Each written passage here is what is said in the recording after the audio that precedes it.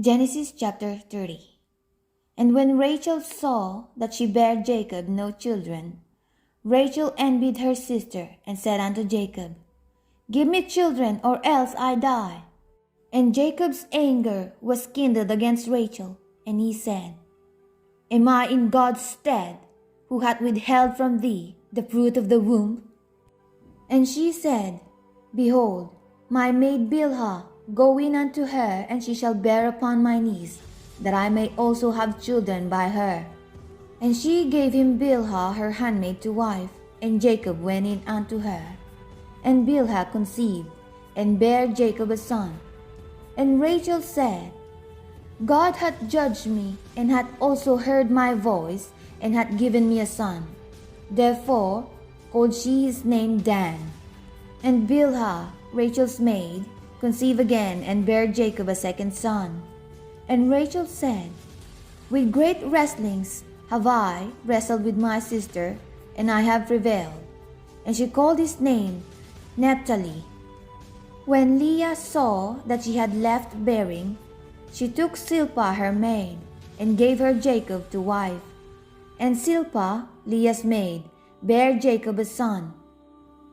And Leah said, A troop cometh, and she called his name Gad.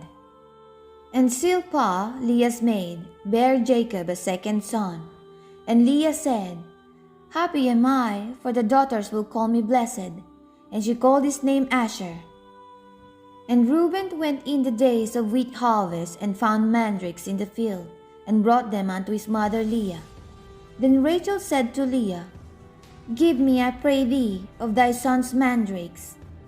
And she said unto her, Is it a small matter that thou hast taken my husband, and wouldest thou take away my son's mandrakes also? And Rachel said, Therefore he shall lie with thee tonight for thy son's mandrakes. And Jacob came out of the field in the evening, and Leah went out to meet him, and said, Thou must come in unto me, for surely I have hired thee with my son's mandrakes. And he lay with her that night. And God hearkened unto Leah, and she conceived, and bare Jacob the fifth son. And Leah said, God hath given me my hire, because I have given my maiden to my husband. And she called his name Issachar. And Leah conceived again, and bare Jacob the sixth son. And Leah said, God hath endued me with a good dowry. Now will my husband dwell with me?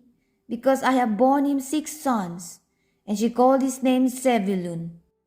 And afterward she bare a daughter, and called her name Dinah. And God remembered Rachel, and God hearkened to her, and opened her womb. And she conceived, and bare a son, and said, God hath taken away my reproach. And she called his name Joseph, and said, The Lord shall add to me another son. And it came to pass, when Rachel had borne Joseph, that Jacob said unto Laban, Send me away, that I may go unto mine own place, and to my country.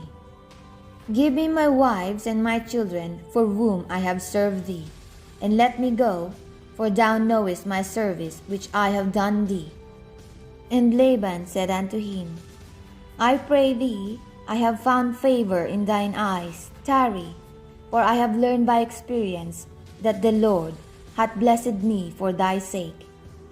And he said, Appoint me thy wages, and I will give it.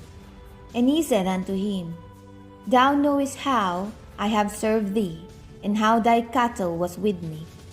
For it was little which thou hast before I came, and it is now increased unto a multitude. And the Lord hath blessed thee since my coming, and now when shall I provide for mine own house also? And he said, What shall I give thee? And Jacob said, Thou shalt not give me anything, if thou wilt do this thing for me. I will again feed and keep thy flock. I will pass through all thy flock today, removing from thence all the speckled and spotted cattle, and all the brown cattle among the sheep, and the spotted and speckled among the goats, and of such shall be my hire. So shall my righteousness answer for me in time to come, when it shall come for my hire before thy face. everyone that is not speckled and spotted among the goats, and brown among the sheep, that shall be counted stolen with me. And Laban said, Behold, I would it might be according to thy word. And he removed that day the he-goats that were ring-straked and spotted, and all the she-goats that were speckled and spotted, and every one that had some white in it, and all the brown among the sheep, and gave them into the hand of his sons. And he set 3 days' journey betwixt himself and Jacob fed the rest of Laban's flock. And Jacob took him rods of green poplar, and of the hazel and chestnut tree, and piled white strakes in them, and made the white appear which was in the rods. And he set the rods which he had piled before the flocks in the gutters in the watering troughs, when the flocks came to drink, that they should conceive when they came to drink.